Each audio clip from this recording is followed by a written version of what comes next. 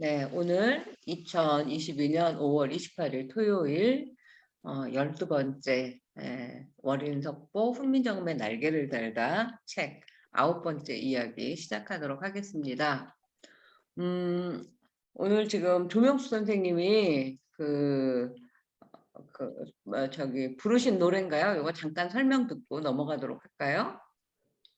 지금 월인천강지고, 예.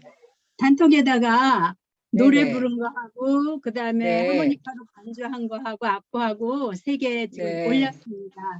네. 이거 여러분 오늘 숙제해요. 이거 다 듣고 이 반주에 맞춰서 노래해가지고 올리시게요. 저도 올릴게요.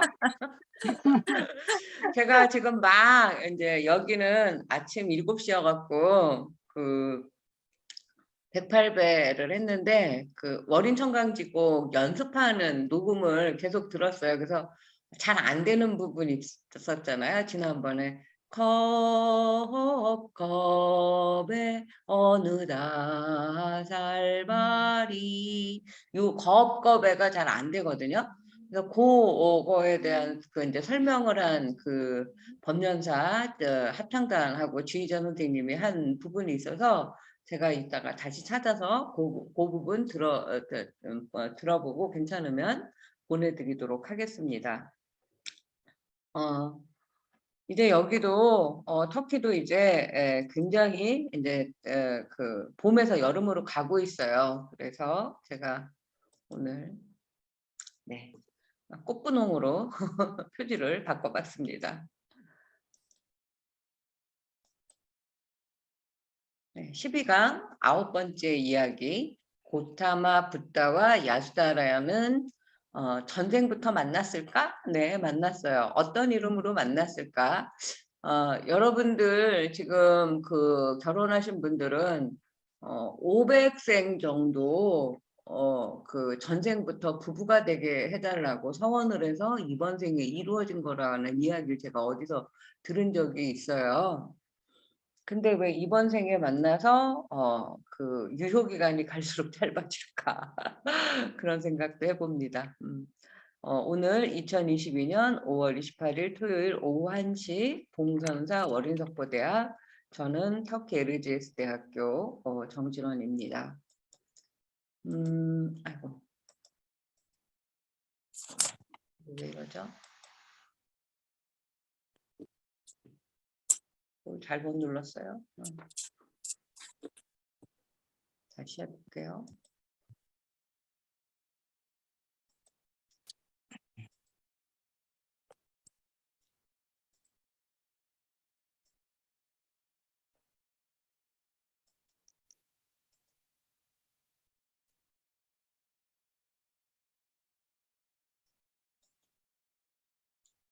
왜 이러죠?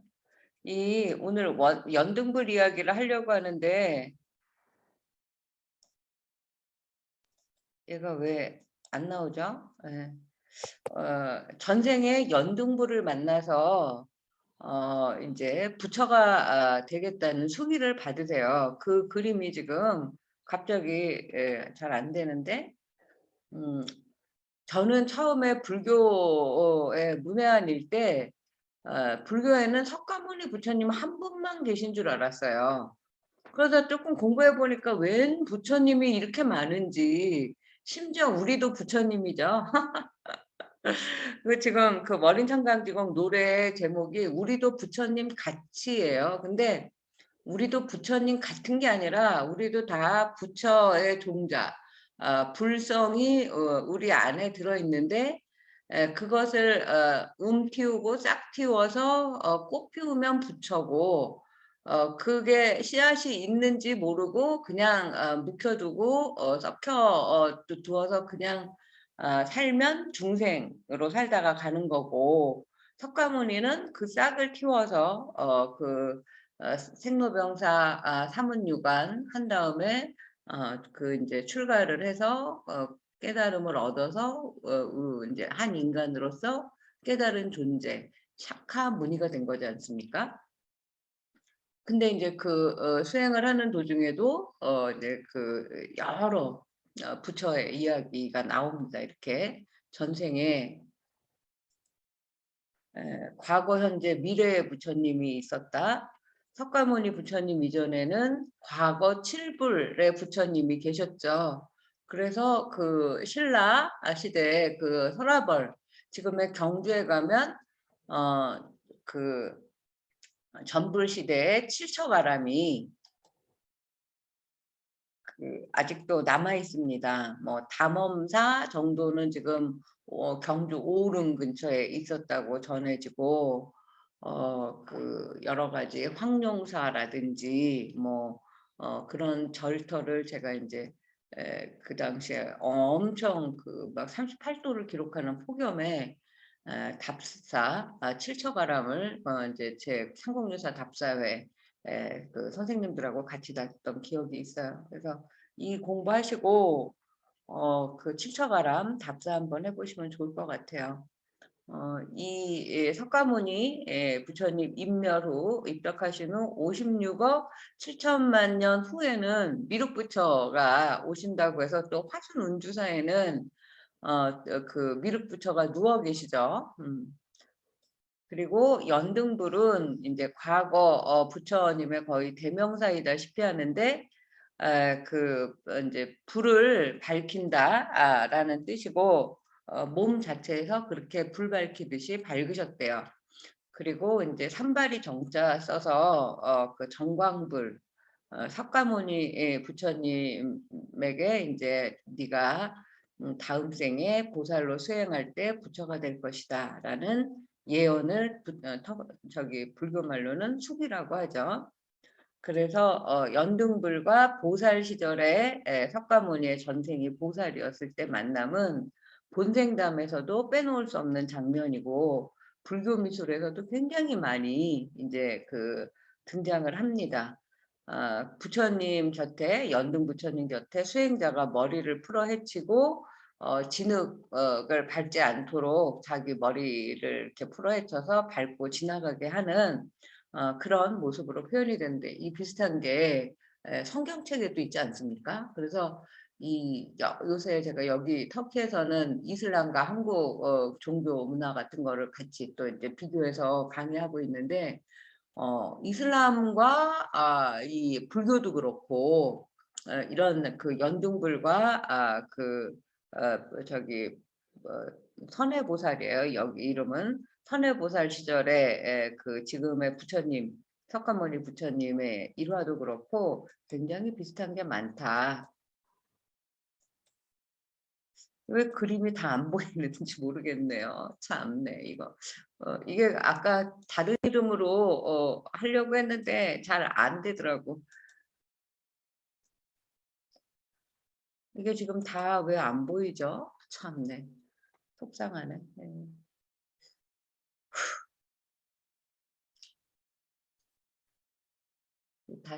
다시 빼면 더 이상하게 될까? 잠깐만요. 다른 걸 한번 열어보겠습니다.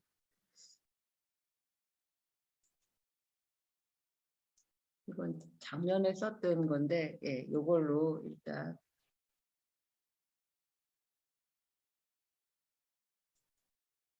예.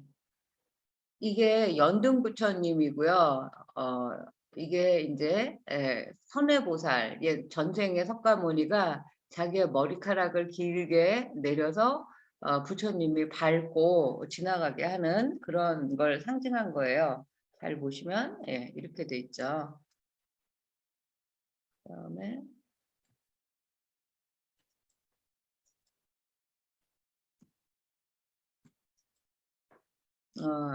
요게 이제 제가 보여드리려고 했던 국립중앙박물관에 이제 소장이 되어 있는 이게 일본 강점기 때 일본의 고고학자 오타니라는 사람이 실크로드 가서 직접 떼어온 건데 일제 강점기니까 우리나라에다 두고 이제 그 해방이 된 다음에 그대로 남아 있게 되어서 있는 그 이제 실크로드의 베제클릭 사원의 그 연등불 수기도의 이제 일부예요.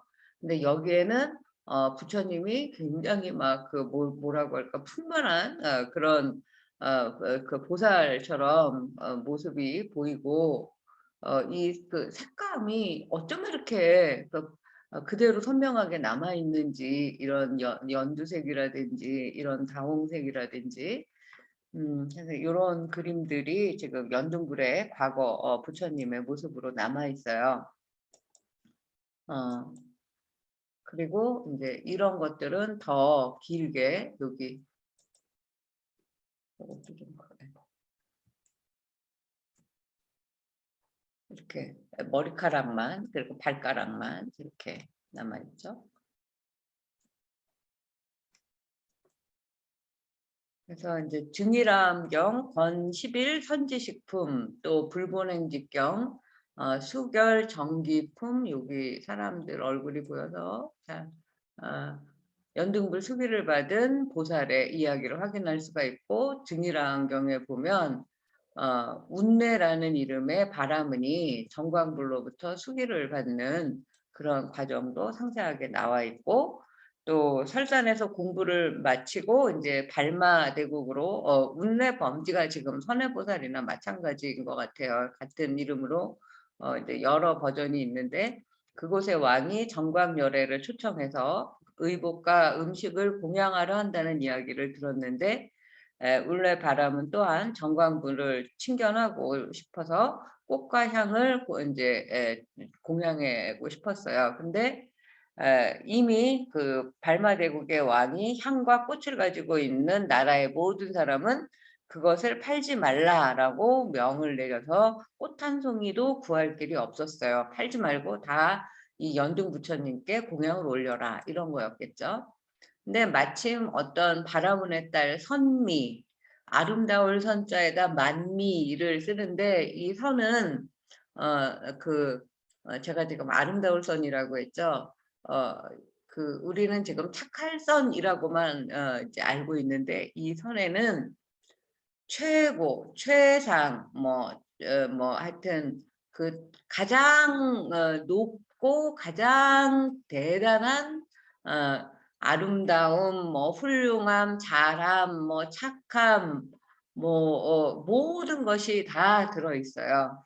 그래서 이제 제 딸 이름을 제가 이 선에다가 이 선자를 썼는데, 그리고 인제 그 감탄사, 어조사 제자라고 하는 흑토 밑에 입구 있고, 인제 창과 있는 부처님 법화경 같은 데에서도 뭐 이렇게 제자가 질문을 잘했거나 대답을 잘했거나 그러면 선제선제라 뭐 이렇게 나오지 않습니까? 그때의 선제예요. 물론 인제 여러분들 선제하면 선제동자 생각하시고 화엄경 입법계품의 구도행자를 생각하실 텐데, 제가 사실 저기 봉선사 불경서당에 와서 조실 스님한테 처음 배운 게 법화경, 아니야, 화엄경의 화엄경 주석서, 이제 화엄경 소라는 걸 배울 때 결혼을 하게 되고 이제 우리 딸을 이제 가지게 돼서, 그리고 이제 제가 고은의 화엄경이라는 소설을 굉장히 인상 깊게 읽어서 선제라는 이름을 짓고 싶었어요. 인간은 모두 다 어떻게 보면 선제동자처럼 인생이라는 길을 53 선지식을 구하면서 가는 여정이 아닐까라는 생각도 들고, 저도 나중에 제가 필명으로 그 이름을 쓰겠다라고 생각을 했었거든요. 근데 정작 이름을 지으려고 봤더니 선제동자는 이 착한 선자에다가 재물제자를 쓰는 거예요. 그래서 사람 이름에다가 재물제자를 쓰는 건 좀 아닌 것 같아서, 제가 인제 막 장명책을 도파를 하고 나름 열심히 해서 선제선제라고 지었는데, 좋은 이름이라고 사람들한테 많은 인제 칭찬을 받았어요. 그리고 지금 또 잘 지내고 있고, 만미자도 이 일미라는 한 가지 맛으로 이제 불교를 진리를 표현할 때도 있거든요. 그래서 여기 우리 이 석포상절 월인석포에서는 선해와 부의라는 이름으로 나와요. 선해는 남자고, 지금 생각하면 선해는 여자 이름 같잖아요. 선해가 남자 이름이고 석가모니의 전생 이름이고, 그 부인 야수다라의 전생 이름은 구이예요. 근데 구이 대신 여기는 선미라는 여인이 5송이의 꽃을 들고 가는 것을 발견해서 울레 바라문이 꽃을 팔라고 권했다. 이 선미는 태어나는 세상마다 부부가 되겠다고 허락한다면 꽃을 주겠다라고 해서 그 조건을 성사시킵니다. 다음 생에 정광열에 연등부처님처럼 되고 싶다고 서원한 울레 바라문은 그 말을 처음에는 거절하죠. 그러나 그 서원을 무너뜨리는 일은 결코 하지 않을 거다라는 이 선미의 약속을 믿고 울레 바라문은 다도성의 꽃을 이 선미 낭자에게 사서 정광열에게 향하는 그런 내용이에요. 그래서 오른쪽 무릎을 땅에 대고 정광열에게 뿌리면서 걔네는 산화 의식을 하죠. 제가 인도 처음 갔을 때 간디 묘소에 갔는데 까만 대리석 이제 단 위에 그 인도의 그 국화가 금잔화예요. 그 노란 꽃을 다 꽃잎을 따갖고 이렇게 뿌려서 뭐 이렇게 그 예쁜 장식을 해놓는다든지 그렇게 진짜 그 사뿐히 꽃잎을 들여밟고 가시옵소서 뭐 이런 느낌의 산화 의식을 해요. 이 복으로 말미암아 정광열애처럼 될 것을 서원을 하고 또 정광열애가 진흙을 밟지 않도록 머리카락을 풀어서 진흙길이를 덮어요. 그때 정광열애가 이 울레 범죄의 뜻을 알고 너는 다음 세상에 석가문불, 열애, 지진, 등정각이 될 것이라는 수기, 예언을 내립니다. 그리고 불본행직경이라는 경전에는 운이라는 동자가 부처님께 7송이의 꽃을 올리고 머리카락을 풀어 진흙 위에 다리를 만들어 연등불이 밟고 건너도록 했다. 그래서 뭐 지금 불본행직경 경전마다 이름은 조금 다르지만 이 스토리는 다 똑같죠. 스토리텔링은.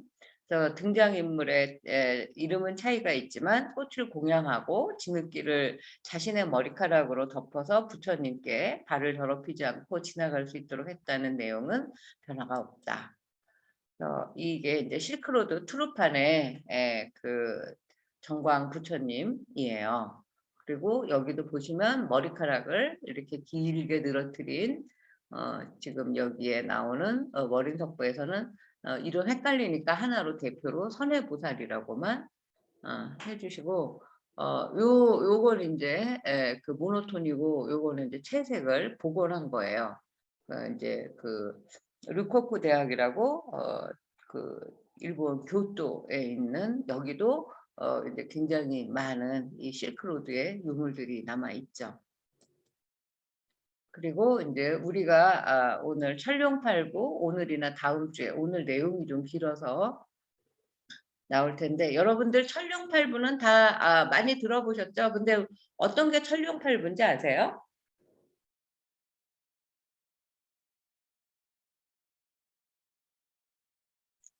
경주 석굴암에 석굴 중에도 왼쪽에 팔부 이 인제 이렇게 모셔져 있어요, 부조로. 나는 이 부조 중에서는 관세음 보살 부조가 으뜸인 것 같아요, 석굴암에서. 석굴암 부처님 다음으로. 부조 중에서는 뭐 저는 제일로 꼽습니다. 이분들이 팔부신중이에요. 그리고 이렇게 탑신에도 기단부에 이런 양양진전사지예요. 이거 잘못 썼는데 팔부 그 신중이 이렇게 둘러져서 있어요. 사면에 2명씩이니까 8명이죠.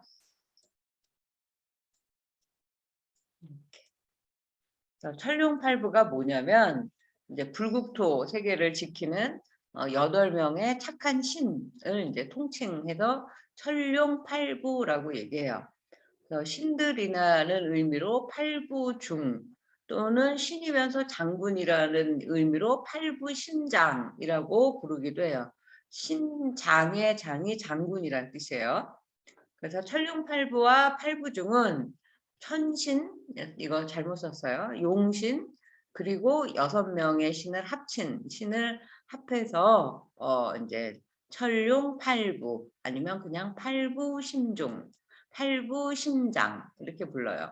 근데 그 대표 이름이 천과 용이죠. 그래서 첫 번째 천은 천계에 사는 여러 신이에요. 옛날에는 천인사라고 그 부처님을 부르기도 해요.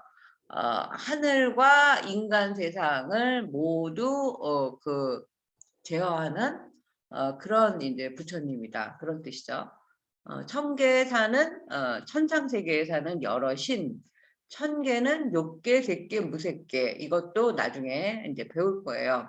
이 그 우주를 욕계와 색계와 무색계로 나눌 수 있다는 거. 21세기에 사는 사람도 네가 네 맘대로 우주를 나눠 보아라. 뭐 이렇게 그 누가 시켰다고 한들 이렇게 그 자세하고 정교하게 나눌 수는 없을 거예요. 그래서 정말 공부하면 공부할수록 옛날 사람들이 우리보다 뭐 지식이 적었겠지, 뭐 문명이 발달하지 않았으니까 무식했겠지.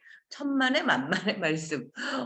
옛날에는 다 그 인간도 천상의 신과 별로 다를 바가 없었어요. 그래서 점점 인간의 머리는 퇴보한 것이 아닌가라는 생각이 들어요. 3개 그리고 또 이 3개를 27개의 그 하늘로 다시 세분을 해요. 그리고 그 꼭대기를 도리천이라고 얘기를 하죠.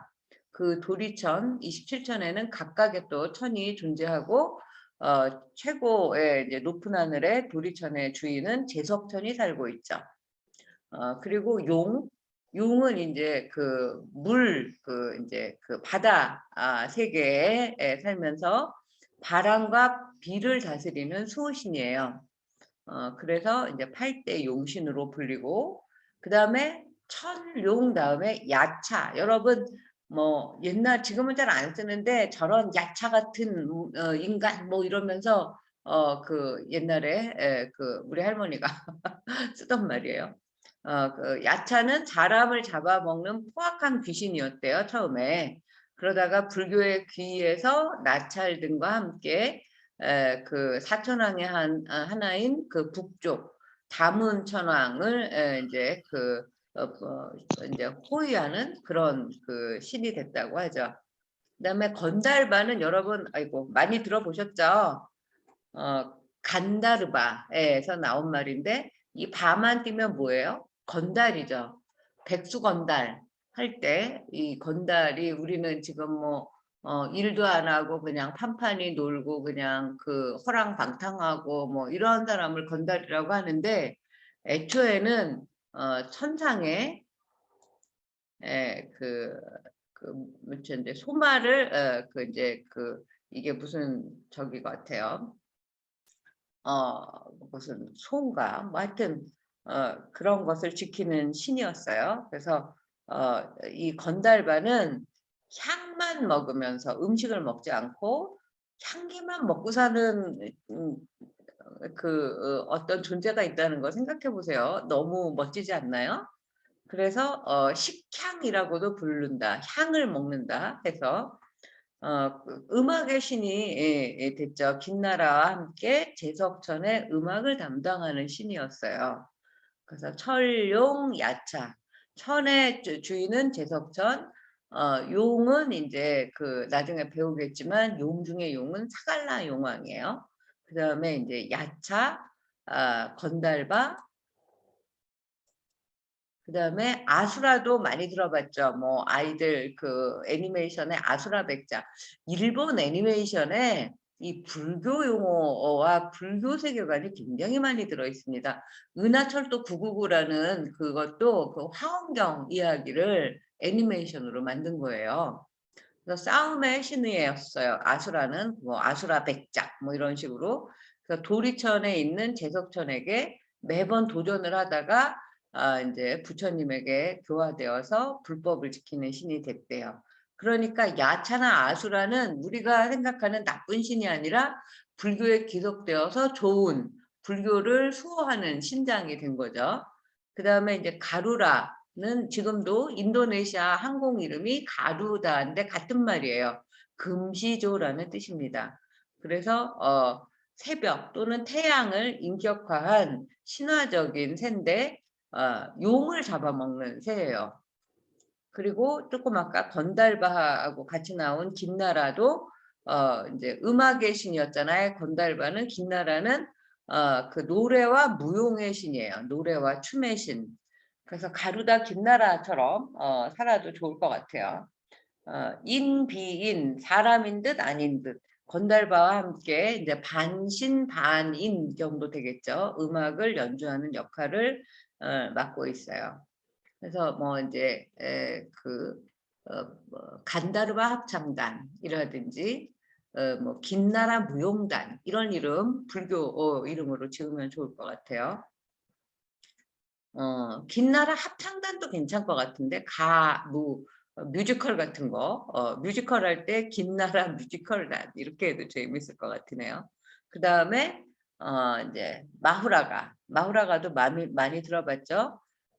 몸은 사람인데 머리는 뱀이래요. 그래서 이것도 음악의 신이고 땅속의 귀신을 쫓아내는 일을 한대요. 그러니까 이 팔부신 중에 음악이 굉장히 많이 나오는 3명이나 음악을 관장하는 신이라는 게 놀랍죠.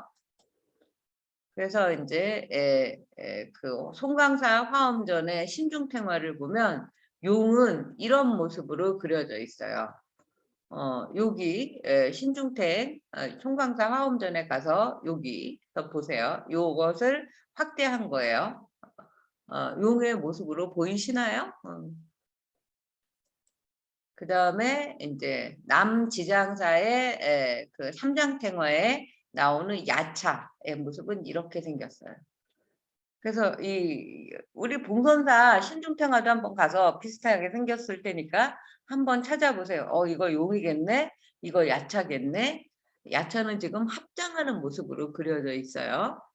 그리고 기원전 2세기에 이 인도 박물관에서 야차는 또 이런 모습으로 터번을 쓴 모습으로 그려져 있고 남지장사에서는 이렇게 그 띠를 머리에 두른 그런 모습으로 그려져 있네요. 그리고 건달바는 이 새 모양을 하고 새 발톱을 하고 날개가 달린 쌍각사 신중탱에 나오는 그런 모습이에요. 이게 쌍각사 신중탱에 나오는 모습인 것 같은데 이 악기를 들고 있는 거는 아까 김나라일 것 같고 이걸 지금 제가 건달바라고 한 건지 잘 모르겠네요. 저도 오래전에 이거를 만들어 나갔고. 그리고 이제 김나라는 이거는 도대체 무슨 양의 머리 같기도 하고 이 혀가 엄청 뭐 구름 같은 게 나오고 예, 그 부석사 괴불에 나온대요. 이 부석사 괴불에서 이런 곳 어딘가에 여기에 있어요. 여기에 김나라가 있습니다. 그 다음에 가루라 그 금시조죠. 금시조는 지금 여기에 나와 있어요. 여기 이 모습이에요. 입에서 무슨 그 뱀 같은 게 나오는 것 같죠. 그 다음에 마후라가는 중대사 신중탱에 그 나오는데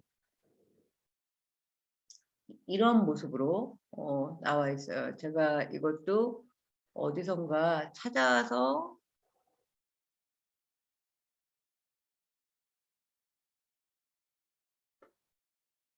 여기 있네요. 여기. 네.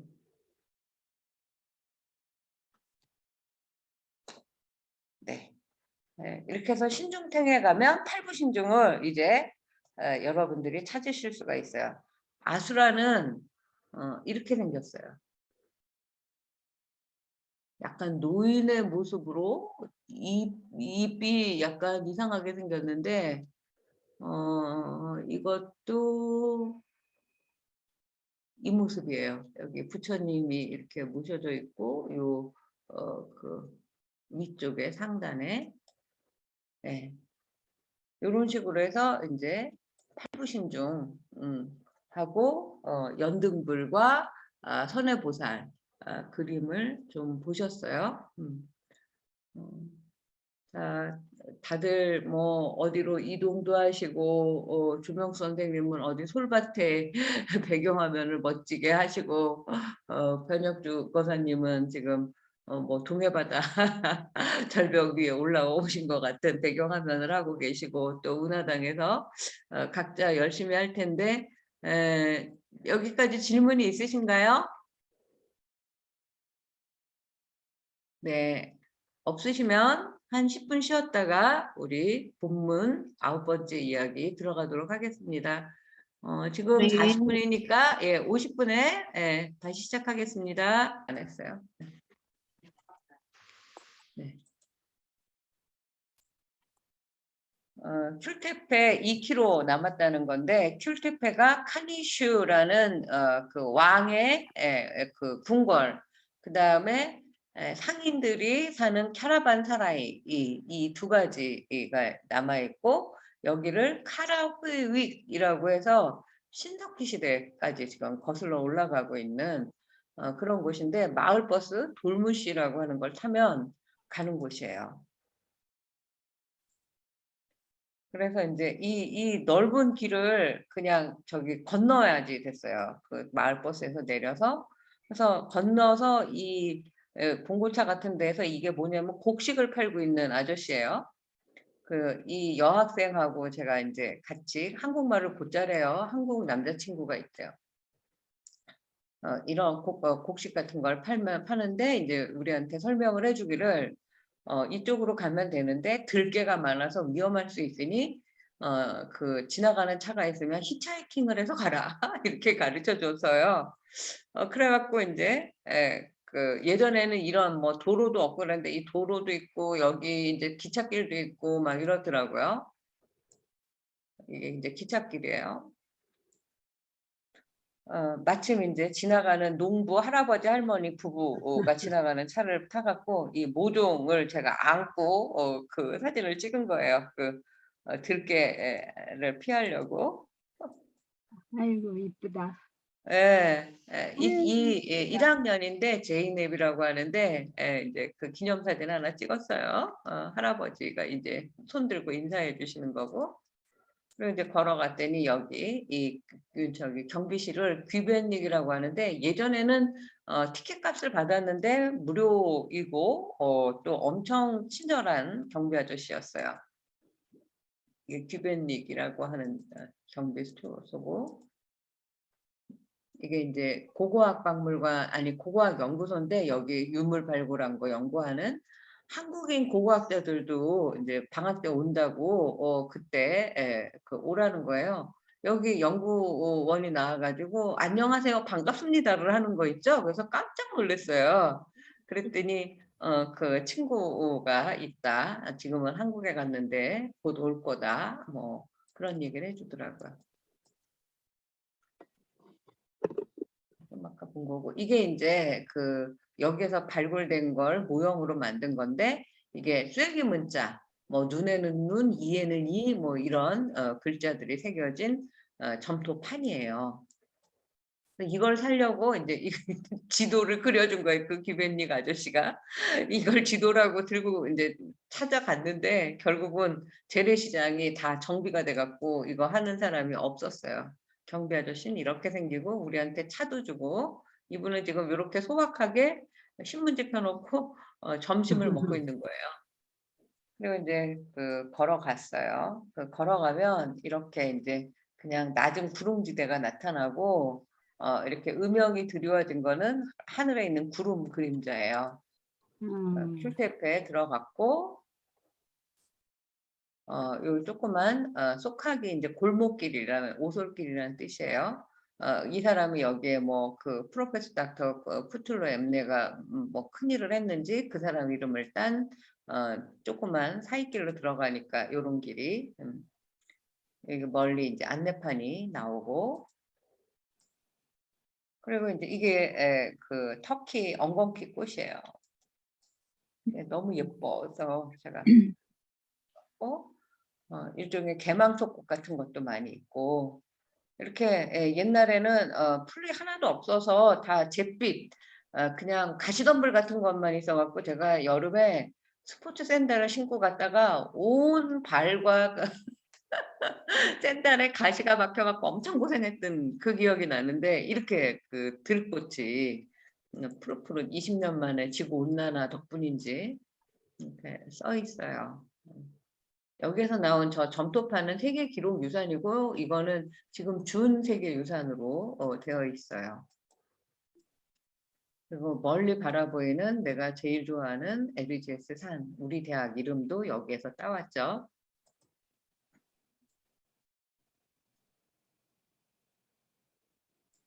뭐 다 보여주면 시간이 많이 걸릴 것 같으니까 그냥 빨리빨리 넘기고, 그리고 이제 이 예전에는 이 철도망이 없었어요. 그래서 요 밑에 내려가서 보면 여기는 뭐 화덕, 뭐 여기는 무슨 화장실 뭐 이런 식으로 그렇게 팻말이 다 있어서 거기 여기를 마구 돌아다니면서 그 이제 그런 것들을 볼 수 있었는데 지금은 못 들어가게 돼 있어요.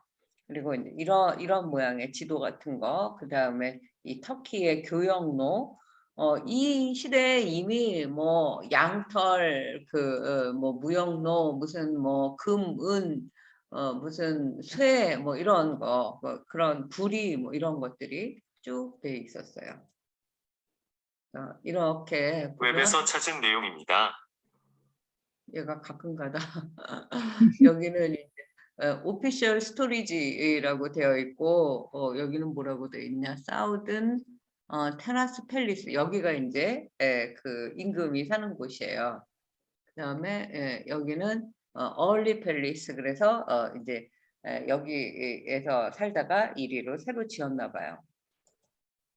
그리고 이렇게 거기가 6,000년 전 기록이란 말인가요? 예, 6,000년 된 이제 그 유물이 나왔어요. 이게 그냥 돌무더기 같지만 이게 그 당시에 그 성벽이에요. 그리고 거기서도 이렇게 웅장하게 대단한 산이죠. 4,000m 산입니다.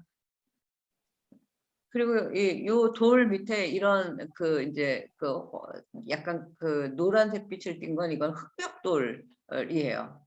그래서 지금 이 흑벽돌 자재 그 부스러기들이 이런데 마구 깔려 있고, 이런데 잘 보면 무슨 이제 그 그릇 조각 같은 것들이 막 이렇게 굴러다니고 있어요. 여전히 이렇게 생겼어요.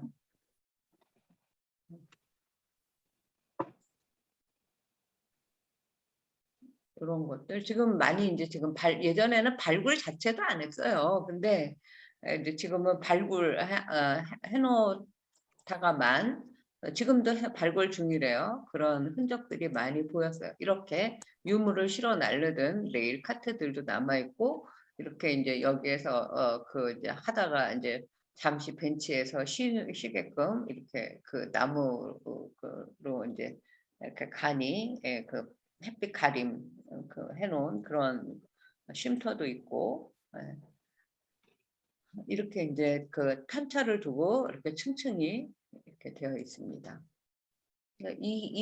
여기가 되게 좋았어요, 저는. 그래서 가까이 가서 봤더니 그 안에 이제 또 여기도 이제 들꽃, 씨가 날라서 들꽃이 이렇게 피어 있었어요. 마치 우리나라 무슨 DMZ 보는 느낌 들지 않습니까?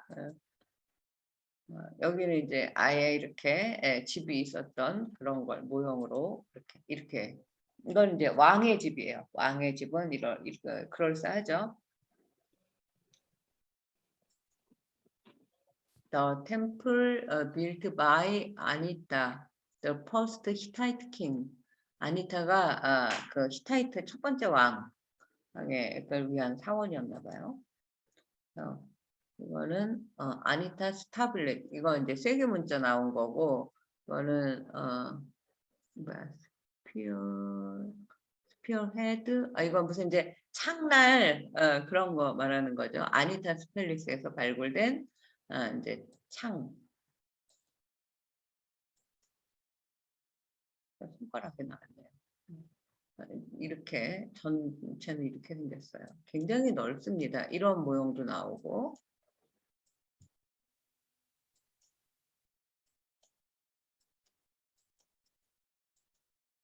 이게 이제 제가 두 번째 터키 여행기로 쓸 그 이제 그 이야기 테마예요. 그래서 미리 여러분한테 한번 이렇게 멀리 이렇게 에르제스가 보이고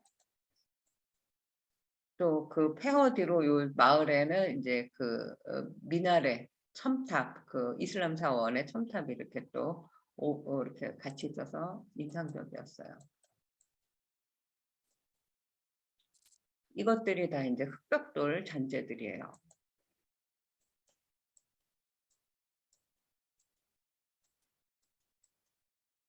이런 것도 굉장히 오래된 건데 그냥 굴러다니고 있어요. 발굴했는데 이거는 흔해 빠져서 그냥 내버려 뒀는지. 그 경비 아저씨가 우리가 하도 안 오니까 우리를 찾으러 왔는데 우리가 보면 이게 철조망 바깥이 아니라 철조망 요 안에 들어가 있을 때 딱 걸린 거예요. 근데 거기에 보면 이제 저기 뭐죠? 이 철조망 안으로 들어가면 뭐 어마어마한 벌금형에 처함 뭐 이런 게 써 있었대요. 그래서 20년 전에는 철조망도 없었고 이거 다 그 아무나 들어가서 볼 수 있어서 그 옛날에 흑벽돌한테 인사하러 왔다 그러면서 이제 둘러댔어요. 이제 여기 내려와 가지고 여기는 이제 왕의 궁전이었잖아요. 이제 그 상인의 그 카룸이라고 하는 상인 지역으로 여기에요. 들어가는 중입니다. 그러니까 여기에 그렇게 썼다네요. 뭐 벌금 뭐 이렇게. 상인은 평지에. 그래서 항상 그 옛날부터 왕은 높은 곳에 살았구나. 일부러 그 구름 같은데. 그리고 이제 이런 또 어마어마한 이제 그 쐐기문자 판이 여기에서 발굴이 됐어요.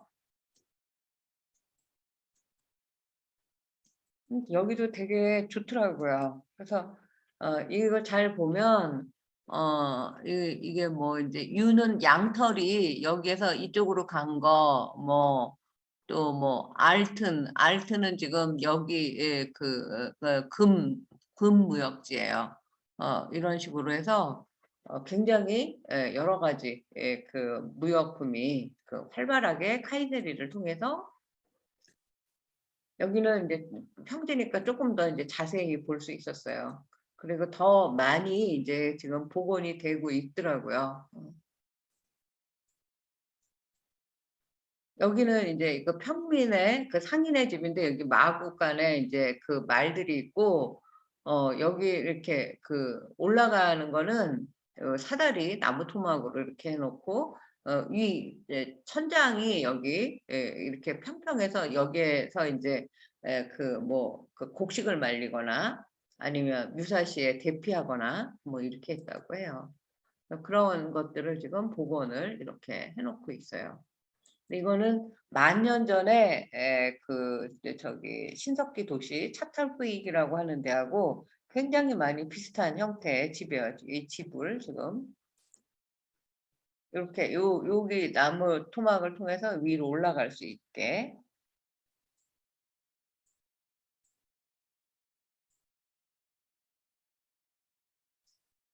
이날 진짜 그 저희가 한 10시에 출발해 가지고 여기 한 1시, 2시 정도에 이제 있었는데 한 3시 가까이 되니까 2시 넘어서 이제 한 가족이 이렇게 피크닉을 왔더라고요.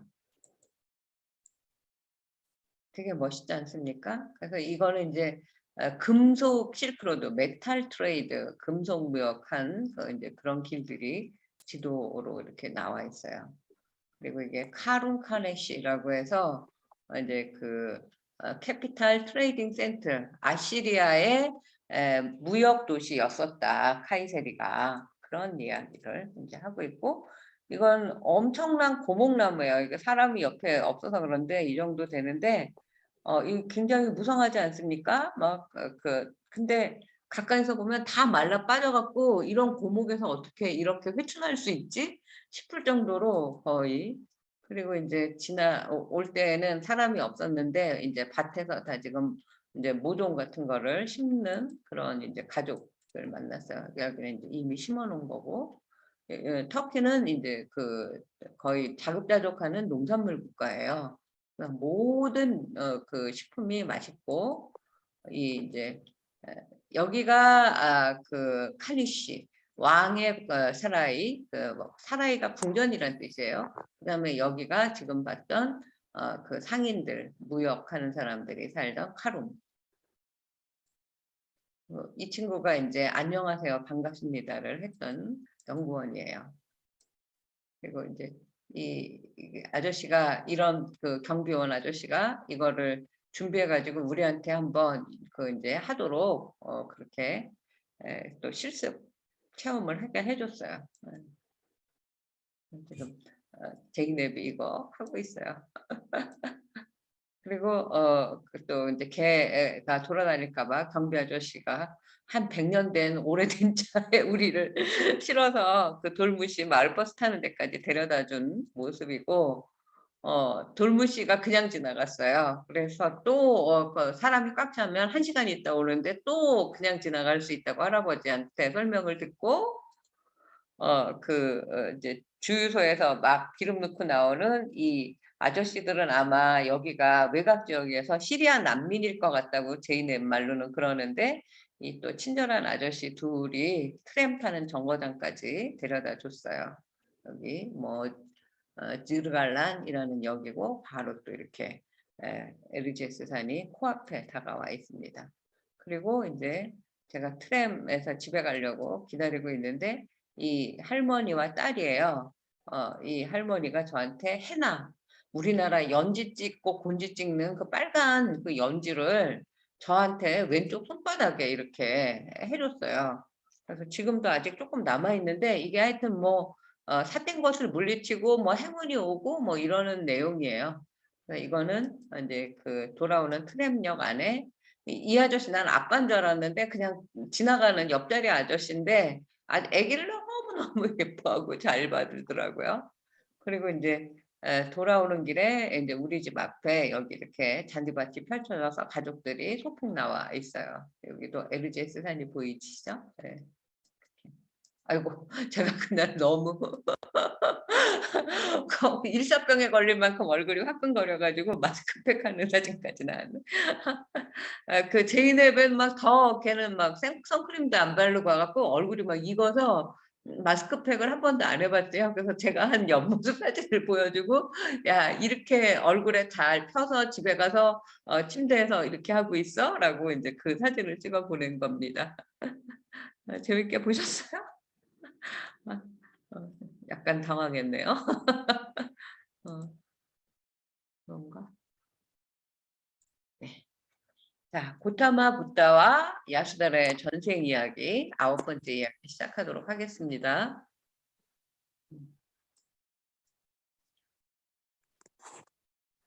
어쩌면 사람 이야기의 결정판이라고 봤어요. 이 월인석보 이야기, 부처님의 일대기가 저는. 그래서 그 대장정이 바로 월인석보 안에 고스란히 녹아 있습니다. 우리가 알고 있는 석가모니 부처와 야수다라는 언제 처음 만났고 언제부터 부부였을까 궁금하시지 않으세요?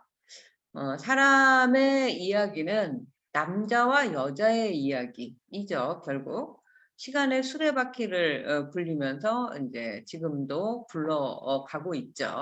저희도 그 주인공으로 21세기를 살고 있고 확대 재생산이 되어 오고 있습니다. 114쪽이에요. 우리가 좋아했던 이야기 춘향전도 어쩌면 이 석가모니 부부의 전생 이야기에서 모티프를 얻은 것일 수도 있다라는 생각이 들었어요. 이 원조 스토리텔링에 기대고 있을지 모른다. 과연 그럴까? 먼저 월인석보에 실린 5수의 노래와 월인청강지곡 번역을 불교 개송 또는 다란이를 읊는 마음으로 소리내어 낭송해 보자. 각자 한번 읽어보세요. 이거 4장은 기사. 형님알 모랄세 발자체를 받아 남게 꿰어 성명을 마차시니. 조금 어렵죠? 요거는 지금 그 5장인 것 같아요. 어여쁘신 명종의 감자씨 니사샤말 대구담이 이룬이이다. 머린 청강지고 5장이에요. 가엾으신 목숨 마치심에 감자씨의 그 혈통을 이어가는 것을 대구담, 그 소구담의 스승이 이제 이뤄냅니다.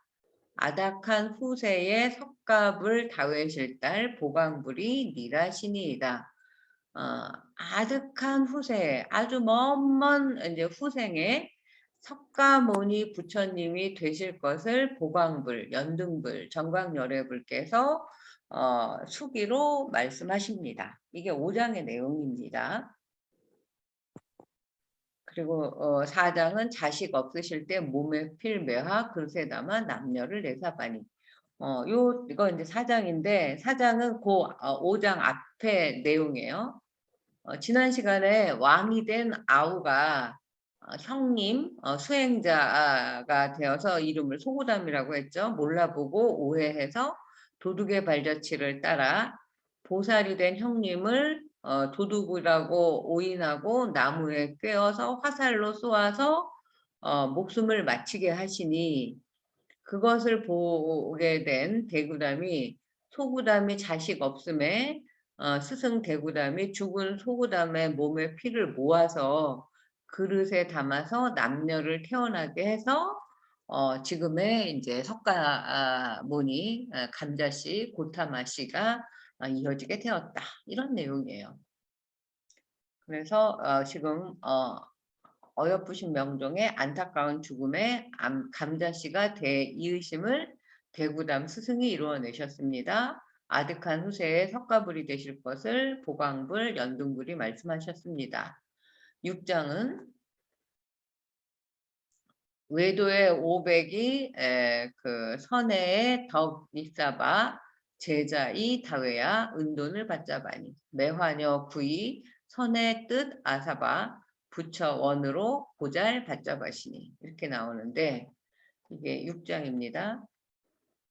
불교도가 아닌 사람 500명이 선의 보살 석가모니 전생의 교화 덕을 결국은 이 나쁜 도둑 500명을 교화를 시켜서 불제자가 되게 만들어요. 그래서 이제 은돈을 한 입씩 해서 500 은돈을 받게 돼요. 500냥 은돈 500냥을 그리고 정광불 연등불에게 바칠 꽃을 팔려던 소녀 구이가 선의 뜻을 알아차리고 부부가 되는 것이 훨씬 좋겠다 해서 꽃을 선혜에게 드려서 정광불께 바치려고 하니 그리고 7장은 그 5송이 꽃 그리고 원래 여기는 이제 그 구이의 그 것으로 2송이가 더 있었어요. 그래서 7송이 꽃이 저절로 공중에 머물거늘 천룡팔부 오늘 배운 그 신통을 찬탄하옵시니 선해가 옷과 머리카락을 길 가운데 펴시고 지나가게 하시거늘 보광불이 또 추게 하시니 선해가 옷과 머리카락을 길 가운데 피는 건 아까 그 그림에서 보셨죠. 그리고 8장 구이는 7송이 꽃으로 인연되어 미더운 맹세가 부부에 대한 맹세죠. 깊어지심으로 딱 태어난 세상마다 아내가 되셨다. 그리고 선의 석가모니 전생 보살은 5가지 꿈으로 말미암아 예언을 밝히심으로 오늘날의 세존이 되시니 부처가 될 거라는 꿈을 5가지를 꾼다는 얘기예요. 그리고 이제 길 가운데 노중이라는 말은 길 가운데이다. 서는 맹서라 이렇게 이제 나와 있습니다. 이게 원문이고 요거에 대한 자세한 설명은 지금부터 다시 해드릴게요. 그러니까 월인석보 본문 시작은 이렇게 1, 2장 이제 발언문이었잖아요. 외외 석갑을 무량무병 공덕을 어느덧 살발이 이렇게 그 다음에 이제 3장부터 8장까지가 한 묶음으로 먼저 이렇게 쫙 노래가 먼저 나와요. 그리고 그 다음에 거기에 해당되는 석보상절의 내용이 등장을 하죠. 그래서 글을 읽다 보면 대강 뜻은 알겠는데 월인석보 원문에서 지금은 없어진 뭐 아래아 동그라미 있죠. 반치음, 세목골. 허웅 선생님, 한글학교 회장이었던 선생님은 반치음, 반만 이 소리가 나는 걸 스, 즈 이렇게 발음해 보세요. 그럼 이를 맞대고 이제 발음해야 되지 않습니까? 세목골, 삼각형 이렇게 불렀어요. 그리고 비읍이에 이응이 아래에 있으면 순경은 비읍. 여러분들 생각나시죠? 아, 이런 글자 내가 지금 어떻게 읽는단 말이냐. 지금은 다 없어져 갖고 발음도 모르는데. 그냥 지금은 이런 글자가 조선시대에 후민정음 만들 때 있었구나. 이 정도로 그림으로 바라봐 주세요. 그냥 넘어가시기를. 언젠가 그 글자를 직접 공부해서 발음해보고 싶은 날이 반드시 올 것입니다. 저처럼. 또 이렇게 생각해 보시기를. 글자라면 한 번씩은 외우려고 했던 천수경의 천수다라니. 전 아직도 못 외웁니다. 인도에서 온 말이죠. 뜻도 모르고 다 그 할머니 보살님들 막 유창하게 외우시죠. 그에 비하면 이 정도 머리총각지곡은 얼마나 식은 죽 먹기인가라고. 그래서 앞글에서 옛날 옛적 아승기법 시절에 그뭐 10에 128승 정도 된다고 해요. 석가모니 부처가 전생에 구담시 곧 고타마가 되게 된 유래를 얘기를 하는 걸 지난 시간에 공부했죠.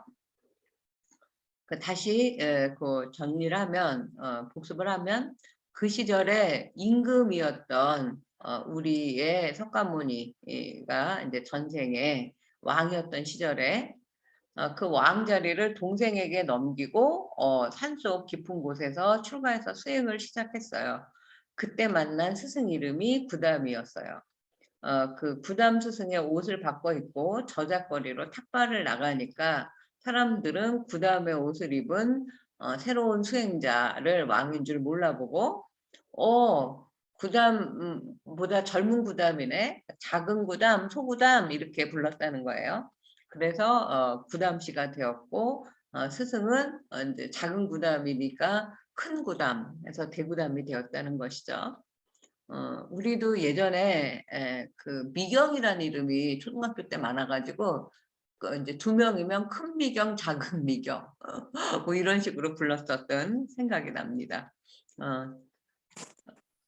그러던 어느 날에 이 수행을 잘 하고 있는 소구담이 도둑의 누명을 쓰게 되어서 죽죠. 그 다음부터의 내용이 오늘 배울 것입니다. 그 대구담이 슬어 끓이어 관에 엿쌌고 피 묻은 할갈 파 가져 정사에 돌아와.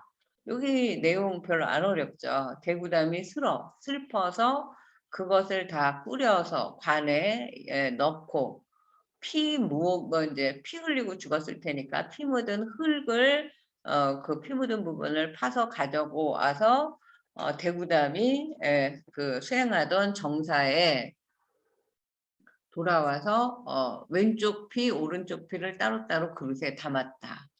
그리고 말하기를 이 도사 그러니까 수행자 소구담이 죽었지만 그동안 수행한 정성이 지극하다면 하늘께서는 마땅히 이 피를 사람 되게 하시리라 했더니 이 왼쪽 오른쪽 그릇에 담았던 피가 10달 만에 왼쪽 피는 남자가 되고 오른쪽 피는 여자가 되어서 성을 구담씨라고 부르게 되어서 이로부터 자손이 이어지게 되었으니 구담씨가 다시 이제 그 죽었지만 생겨나게 되었다. 그래서 여기에 나오는 도사 여러분 이 조선시대 석고상절 사전 잘 보세요. 도사는 도리 배우는 사람이니 보살을 살바니라. 도사와 보살이 동의어였어요. 이 후민정음 시대에. 지금의 우리는 도사는 뭔가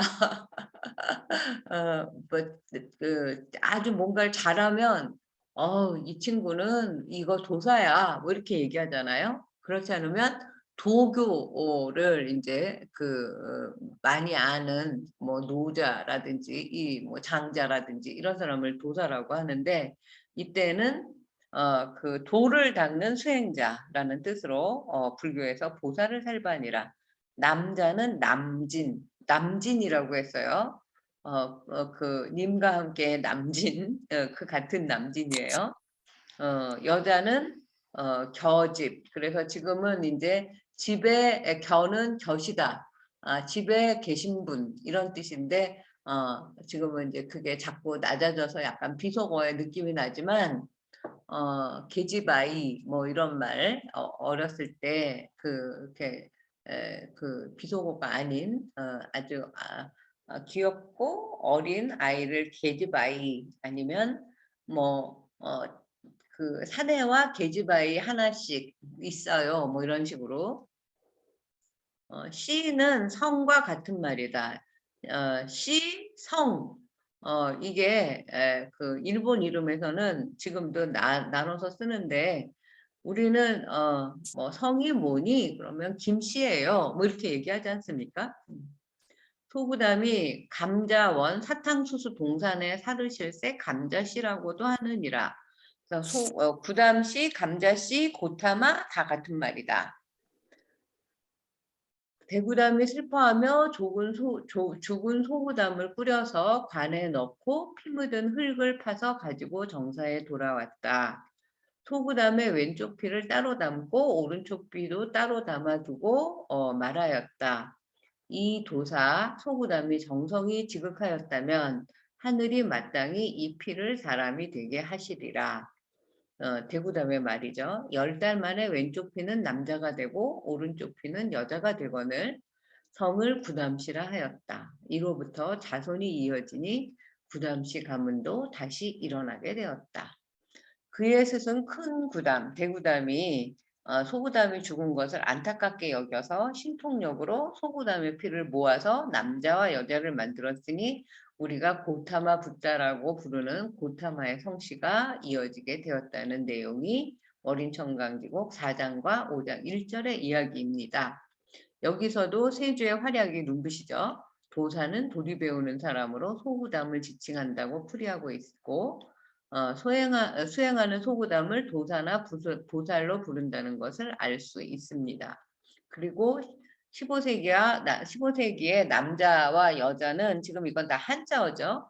남진과 겨집이라는 순수 우리말이 있었다는 거. 이제 남진은 사라지고 겨집은 계집에서 여자를 비하하는 비속어로 전형되었음을 확인합니다. 씨와 성은 비슷한 말이고 소구담이 사탕수수가 있는 감자동산에 살았으므로 감자씨와 구담씨를 통용한다는 설명도 덧붙이고 있습니다. 그래서 왜 감자씨인지 왜 구담씨인지 오늘 이거 하나만 알고 가셔도 큰 공부가 되셨죠. 그리하여 우리는 고타마라는 성씨가 구담 또는 감자라고 불리게 된 연유를 월인석보 이 주석을 통해서 알게 되는 것입니다. 이제 또 이야기가 바뀌어서 월인청강지곡 5장 2절부터 8장까지는 이제 지금 부처님의 석가모니의 또 다른 전생 선해보살 시절 이야기가 펼쳐집니다. 여기 지금 보광불, 정광불, 연등불 다 같은 이름이에요. 3개에 출연하셨어요. 그때 선해보살이라고 하는 선인도 도사와 같은 수행자예요. 500명의 외도가 이제 그릇되게 알고 있는 것을 가르쳐서 바르게 교화하셨어요. 그러니까 그 소구담이 되어서 죽을 때도 500명의 이제 도둑이었고 이제 선해보살로 다시 다른 그 세상에 태어났을 때도 500명이 중요해요. 외도 그릇된 삿된 그 종교에 빠진 사람들을 이제 바르게 교화를 해서 불교도로 만들었어요. 그 500명이 선해에게 제자가 되고 싶습니다 하면서 은화를 한 입씩 바쳐서 은화 500잎이 생겼어요. 그때 이제 그 구담씨 이야기 이후에 보광불께서 이 소구담이 아주 먼 미래에 석가모니 부처가 될 것을 곧 예언하는 그런 내용이 이어집니다. 석보상절에서 보광불은 흔히 우리에게 연등불로 많이 알려진 과거세의 부처인데 넓은 광명이 몸 가장자리에 등불처럼 빛났대요. 그래서 연등, 그 등을 밝히다. 그 다음에 세 발 달린 등잔. 옛날에는 다 산발이가 이제 가장 안정적이라고 생각을 해서 솥도 산발이었고, 어렸을 때 그 연탄 위에 올려놓는 것도 산발이가 있었던 것 같아요. 그래서 우리 엄마가 매일 산발이를 갖고 와라 뭐 이렇게 했던 생각이 납니다. 그 넓은 광명이 그 몸 가장자리에 이렇게 아우라처럼 그거 머릿속으로 상상해 보세요. 그 정광불이라고 불렀다. 보광불의 불은 부처에 붙다, 안다, 보디, 사트바의 보디, 붓다의 붓드, 이게 다 안다라는 뜻이에요. 깨닫다. 내가 알고 남조차 알게 하시는 것이다. 이거 너무 재밌는 표현 아니에요? 부처는 내가 먼저 안 다음에 남조차, 남마저 알게 하시는 분이다. 이게 네 글자로 뭐죠, 여러분? 자리이타. 자리. 스스로 먼저 그 이롭게 하고 유익함을 공부하고 이타. 남을 이롭게 한다. 그것을 남에게도 유익하게 하라. 이롭게 하라. 자리 이타입니다. 요 표현 좋으니까 한번 여기에서 불은 알시니 나아로 남조차 아뢰시니 부처를 부리시다 하나니라. 이 표현 너무 좋죠.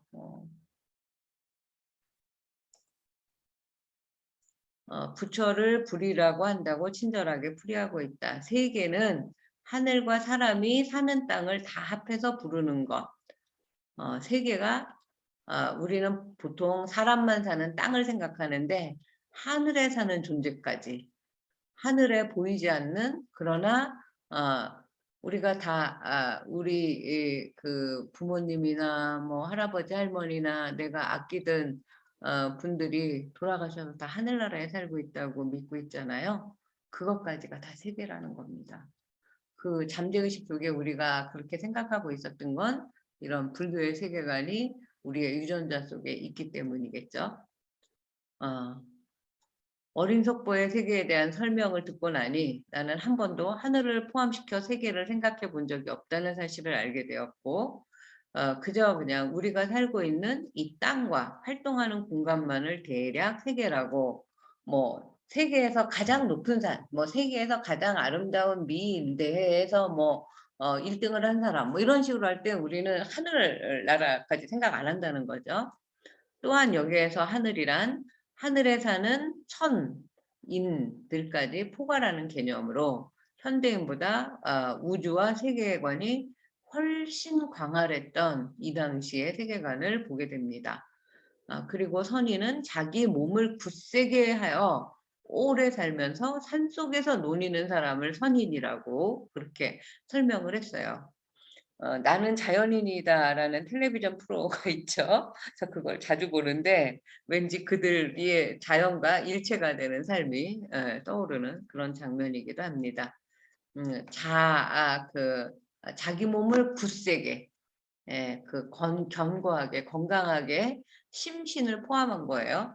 살면서 오래 사는 겁니다. 자연의 일부가 되어서. 그리고 산속에서 노니는 사람.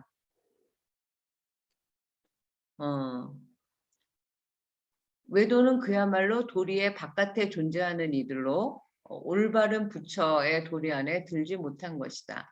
뭐니 뭐니 해도 이 세주에서 마음에 드는 것은 스승과 제자에 대한 단순 명쾌한 정의이다. 법을 가르치는 이는 스승이요, 법을 배우는 이는 제자라는 것이다. 여기에서 법을 여러 가지로 해석할 수 있지만 지금의 생각하는 무슨 뭐 헌법재판소, 무슨 법률 상담소 뭐 이런 게 아니라 법은 불교의 가르침, 진리, 또 다른 이름의 월인이라고 할 수 있다. 오래 강의를 해왔지만 과연 나는 법을 가르치는, 진리를 가르치는 그런 스승이었는가, 이렇게 되돌아볼 수 있는 그런 준엄한 시간입니다. 제6장의 내용은 보광불을 만나러 가는 석가모니 전생의 모습, 선의 보살이 등장을 합니다.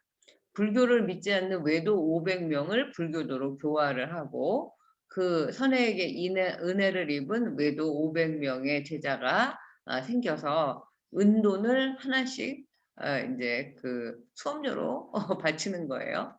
그래서 500냥의 은돈이 생긴 선혜선인, 선혜보살은 이것으로 무엇을 살까? 그때 등조왕이 보강불을 초청해서 보강불이 있을 때 당시에 왕 이름은 등조왕이었어요. 공양을 이바지하리라 하여 나라에 명령을 내렸다.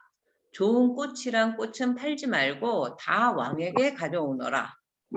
선의 보살이 들으시고 안타깝게 생각하며 꽃이 있는 곳이라면 어디든지 가서 이제 살려고 가다가 구이라는 처녀를 만나게 되었다. 마침 구이가 꽃 7송이를 가지고 있었지만 왕의 명령을 이제 무서워해서 병 속에 이제 안 보이게 감추어 두었다.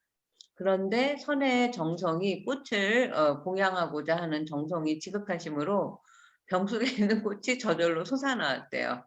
구이를 쫓아가서 선혜가 그걸 보고 꽃을 사고 싶소라고 했어요.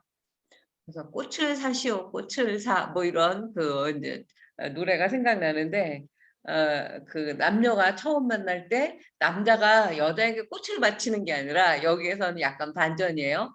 여자가 가지고 있는 꽃을 남자가 그걸 나에게 달라라고 시작하는 그런 이제 부부의 연이 여기에서 일어납니다. 구이가 말하기를 대궐에 보내서 부처님께 바칠 꽃이라 못합니다. 라고 딱 잘라 거절을 합니다. 선혜가 태어난 당시 왕의 이름은 등조왕 시대. 그 왕이 보강부를 청해서 요즘에도 이렇게 그 법을 청해서 이제 하는 그런 경우가 절에도 많이 있죠. 그리고 이제 스님이 그 대신해서 그 이제 법을 설할 때 우리가 부르는 노래가 청법가 아니겠습니까? 나라 안에 아름다운 꽃을 모두 가져오라고 명령을 한다. 선혜가 꽃을 구하고자 하나 이미 품절. 사방팔방으로 구하러 다니다가 운명의 상대 구이를 맞닥뜨린다.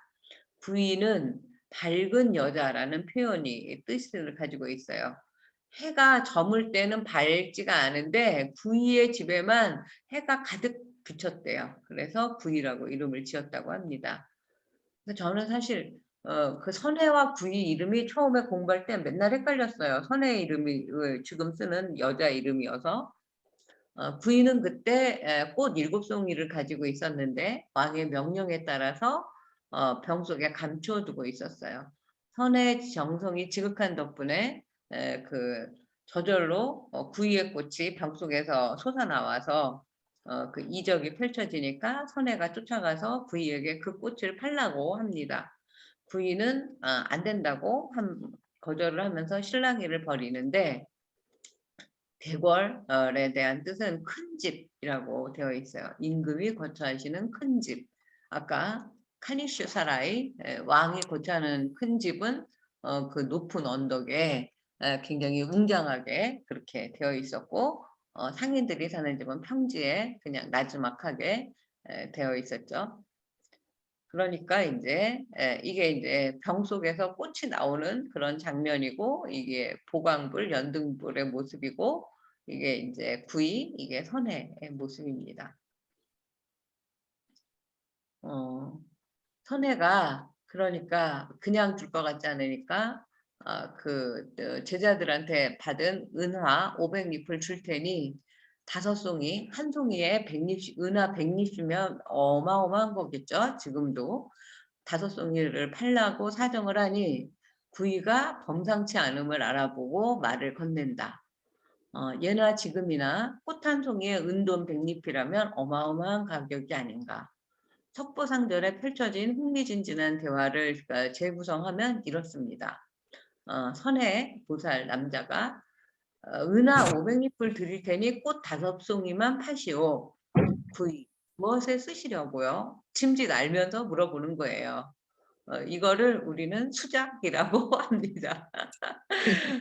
그 수작이란 말 자체가 나쁜 뜻이 아니에요. 서로 대화를 한다는 뜻인데 요새는 이제 수작을 걸다 뭐 이렇게 됐지만 그러니까 선혜가 보강 부처님께 바치려 하오. 구이가 부처님께 바쳐서 무엇을 하시려고요? 선혜가 일체 종종지혜를 이루어 중생을 제도코자 하오. 이렇게 이제 얘기를 하는데, 요 표현 너무 재미있으니까 제가 한번 이거 읽어볼게요. 선혜 니라샤데 500은도나로 5줄기를 사하지라. 이게 이제 500 은으로 5줄기를 사고 싶소라는 말이에요. 그러니까 구이가 묻잡되 무수게 쓰시리. 이게 저는 이 표현 너무 좋아요. 무수게 쓰시리. 무엇에 쓰시려고요? 이런 뜻이에요. 선에 대답하셔되 부처께 받자보리라. 보강 부처님께 공양을 바치오리라. 부이 또 묻잡으셔되 부처께 받잡아 무수모려 하시나니. 무수게 쓰시리 무수모려 하시나니. 이거를 어떤 대우법으로 봐야 할까를 학자들은 되게 많이 연구를 했어요. 약간 반말 같기도 하고 반존대 같기도 하고, 무엇 하시려고 그 부처님께 공양하시는데요. 선혜가 대답하셔되 일체 종종지혜를 이루어 중생을 제도코저 하노라. 이렇게 얘기를 하죠.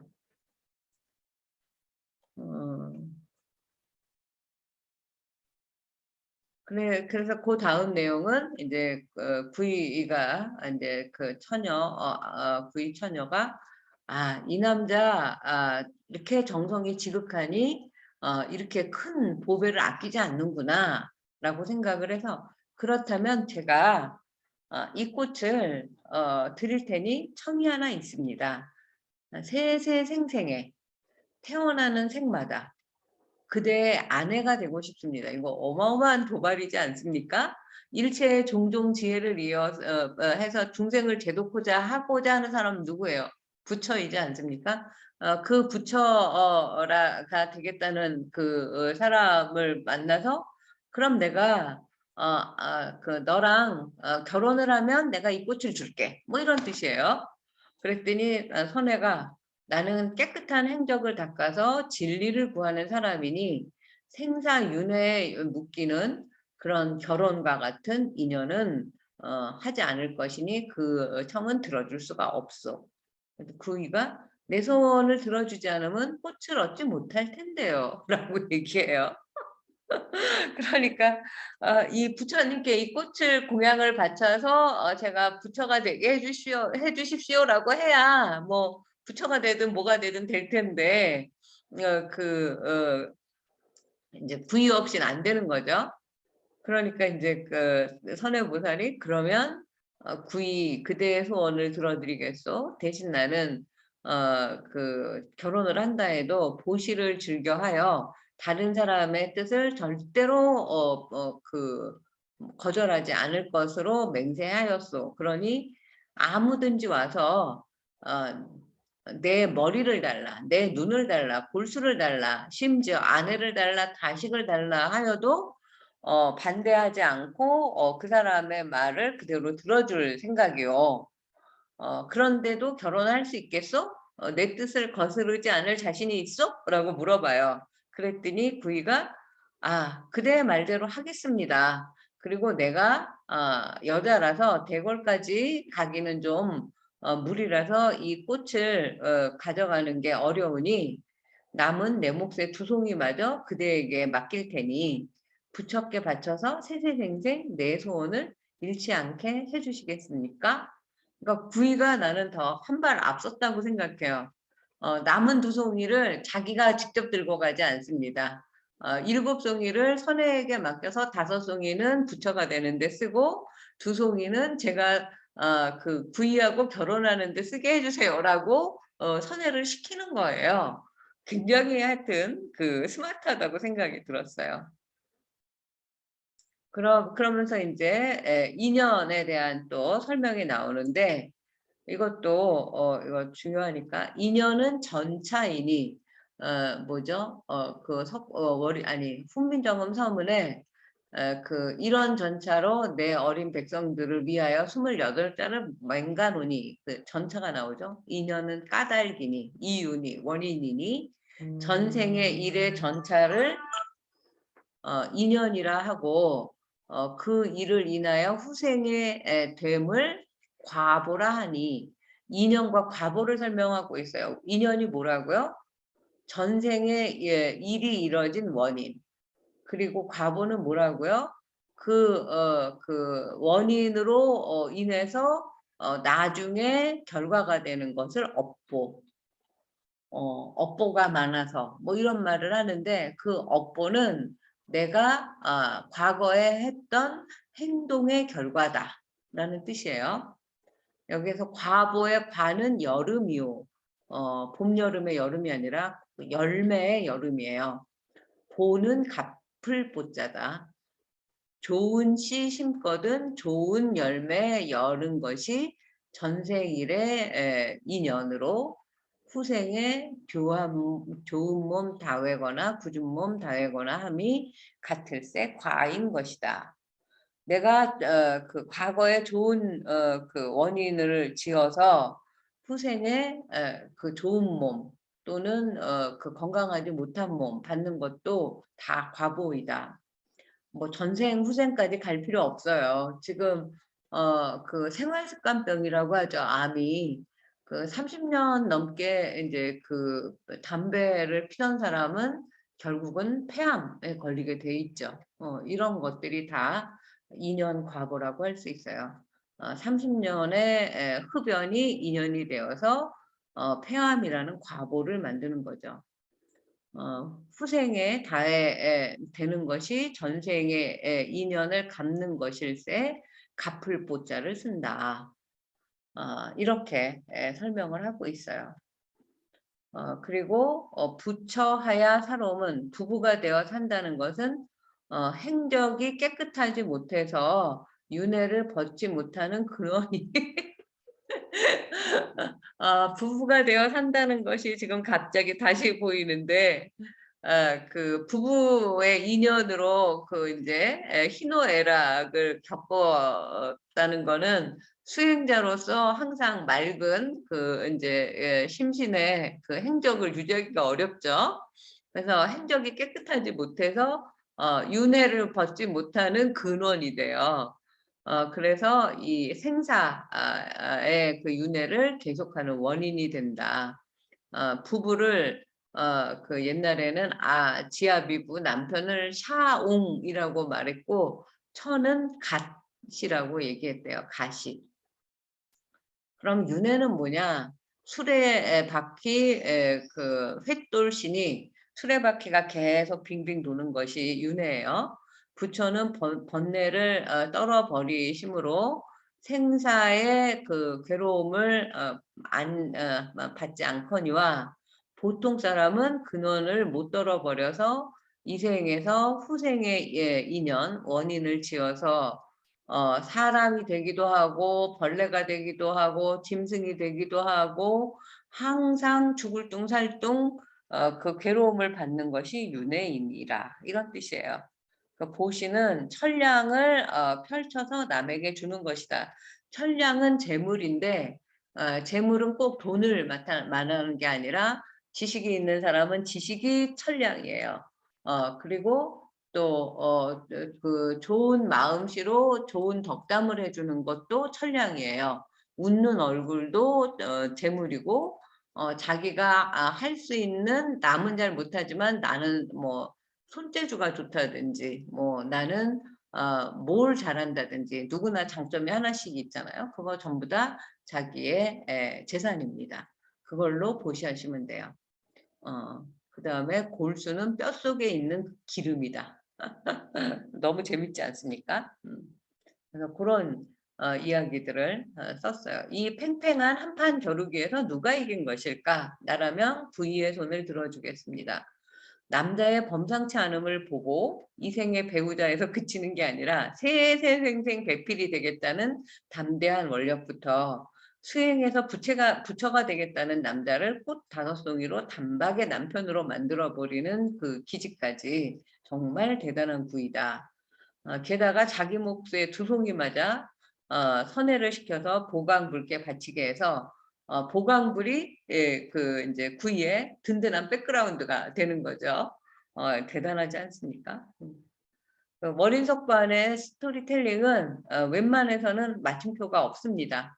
세종 당시 15세기 언어에 구사하는 화법이에요. 그래서 관련 내용을 담고 있는 석가보, 석가시보, 한문 원문의 구두점이나 띄어쓰기가 없는 영향도 클 것입니다. 그래서 인지 그 네버엔딩 스토리로 끝없이 이어져서 같이 한없이 길어지기가 쉽습니다. 서부상절이 깨알같이 재미있고 사소한 주석 그런 것까지 설명하고 싶지만 그러면 이제 또 본문의 내용을 자꾸 잃어버리게 돼서 이쯤에서 마무리하려고 합니다.